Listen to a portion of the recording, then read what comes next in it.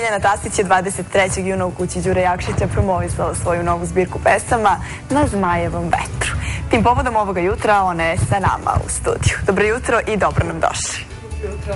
Kako ste ovog jutra? Lepo, dobrodošli vi u svet poezije.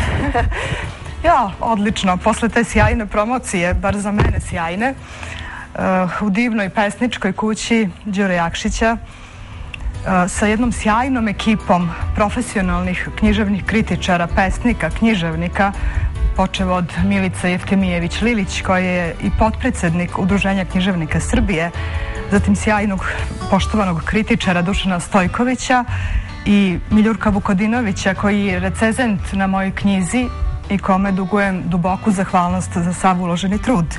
Kakvi su utisci sa promocije? Kako je bilo? To je moja prva promocija, znate, bila sam vrlo uzbuđena. Jeste, nezaboravna je, zaista. Bilo je 35 stepeni na polju, mnogi nisu zbog toga došli, ovi koji su došli jesu bili žrtva, malo temperatura, ali ljubav traži žrtve. Sem toga imala sam divno iznenađenje na promociji. Na kraju promocije mi je saopšteno da je knjiga već prevedena na makedonski jezik od strane našeg uvaženog prevodioca Ilije Betinskog, tako da sam bila veoma zadovoljna, srećna. Dobro, koliko pesama sadrži ova vaša zbirka? 52 pesme, one su sadržane, zapravo podeljene u 3 ciklusa, ali 2 ciklusa imaju po 2 naslova, jer je takav ciklus krug pesama po saglasnosti, tako da može se reći da ima i 5 ciklusa. Dobro, o čemu se radi u tim ciklusima?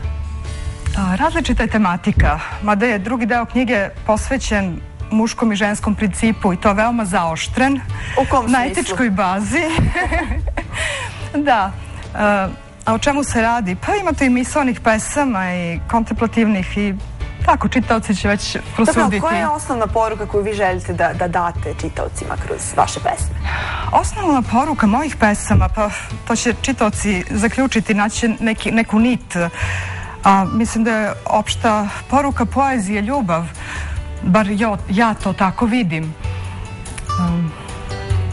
S obzirom da vam je ovo prva promocija, da li vam je ovo i prva knjiga ili... Ne, ovo je druga knjiga. Zapravo razlika između štampe prve i druge knjige je samo 4 meseca. Prva knjiga je Plovidba, izašla je u Brankovom kolu novembra 2010. a ova je izašla marta 2011. Dobro, i nastala je u tom periodu. Ove knjige odjednom uradili? Ne, promocija Brankovo kola je bila u Sremskim Karlovcima i u Novom Sadu. Ovo je prva veća promocija. Ovo je prva samostalna promocija. Da. Prva samostalna, da. A zapravo vi ste eto izabrali kuću Đure Jakšića, koja je čisto centar zbivanja svih kulturnih zbivanja i dešavanja u Beogradu. Pa šta mislite, zbog čega je to tako? Ovo bilo mi je zadovoljstvo i moj san. Zapravo da prva promocija bude u kući Đure Jakšića, koja čuva duh tog našeg uvaženog pesnika, srpskog liričara, romantizma i jednog od najvećih slikara 19. veka. Tako da njegov duh i dalje živi.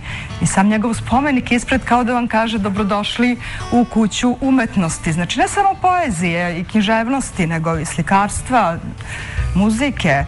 Osjeća se taj duh čim kročite preko praga. To je hram umetnosti za mene. Energija umetnosti. Da.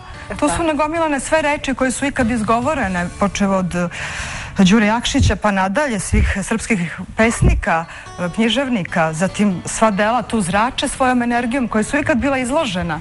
Muzika tu ostaje, sad ko šta čuje i vidi, to je druga stvar. Ljiljana, kako vi ocenjujete zainteresovanost u Srbiji što se tiče čitanja pesama, čitanja knjiga? Šta mislite? Sve je tako uslovljeno materijalnim okolnostima u kojima živimo, ovom nemaštinom. Tako da smatram da ljudi ne vrednuju knjigu manje nego ikada do sada, ali jednostavno su pritisnuti nekim drugim egzistencijalnim problemima, pa je to nekako došlo u drugi, treći plan, već kako kome. Znači, baviti se duhom ili telom, to je već po meri svakog pojedinca. A da li mislite da se situacija može poboljšati? Može, ako se poprave okolnosti u kojima živimo. Uvek je bilo vernih čitaoca, znate. Sad, koji je njihov broj, to je pitanje. Ima upućenika u poeziju, strastvenih. Tako da uvek postoji ta doza optimizma da nikada neće prestati da se čita poezija, a što kaže Branko Miljković, jednom će svi pisati poeziju. Ajde, to će dosta vremena dotle, nažalost. Kako nastaju vaše pesme? Gde ih pišete? Gde imate onako najveću inspiraciju, najbolju inspiraciju? Gde nalazite? Pa upravo u toj interakciji sa spoljašnjim svetom, znate. Baš kao da je Newtonov zakon na delu i kod mene. Akcija i reakcija. Znači, nastaju kao reakcija na neka dešavanja, reči, pa i misli koje osjećam. To se kuva u meni i onda izađe na papir jednostavno. Tako da poezija na neki način može da ima i tu psihoterapeutsku ulogu, mada ja imam odvojeno svoj dnevnik, naravno. A trudim se da moje pesme upravo zbog toga ne budu teskobne, tegobne i patetične. Bar ako jesu u nekoj meri da to ne bude na neki površan i uobičajan i očekivani način. Eto, malo pre smo pomenule i Đuru Jakšića i to da je on bio veliki umetnik. Pa da li mislite da u vreme kada je on pisao i stvarao, da su tada bili veći umetnici, kvalitetnije pesme nego sada ili ste suprotnog mišljenja? Promene su neophodne ka jednom spiralnom putu, naravno, pozitivne promene. Svaka publika, zapravo svako vreme ima i svoje običaje, o tempora, o mores, tako da su pesnici rođeni u tom nekom datom vremenu sa svojim darovima i imali su adekvatnu publiku. Đuro Jakšić je poznat kao veliki boem koji je recitovao po skadarilijskim kafanama uz oduševljenje publike.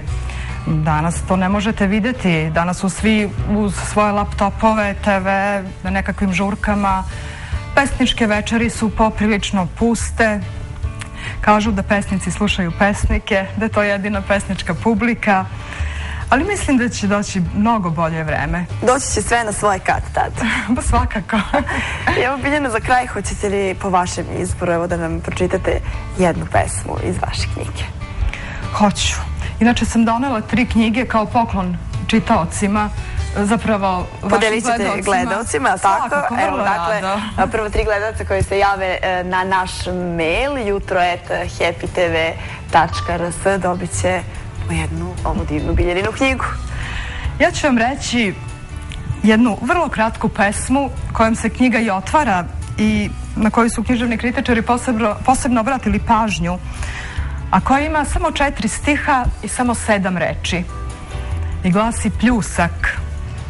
Sve je Bog što po meni pljušti. To je to? To je to. Sve je tu rečeno. Možete da objasnite tu jednu rečenicu? To je tako duboko za objašnjenje. Verujte mi da to treba osjetiti u svojoj koži. Da vam kažem, bez patnje nema dobre poezije. Zaista i ne postoje pesnici koji su umrli ako su bili zaista dobri pesnici. Ne postoje domaći i strani pesnici. Jednostavno, pesnici uvek žive. Hvala vam najlepše, Biljana, što ste podelili sve ovo sa nama. Bilo mi je zadovoljstvo. I ja se nadam da će vaše pesme biti dugo čitane. Hvala vam lepo. Hvala vam još jednom. Hvala vam, prijatno. Hvala vam.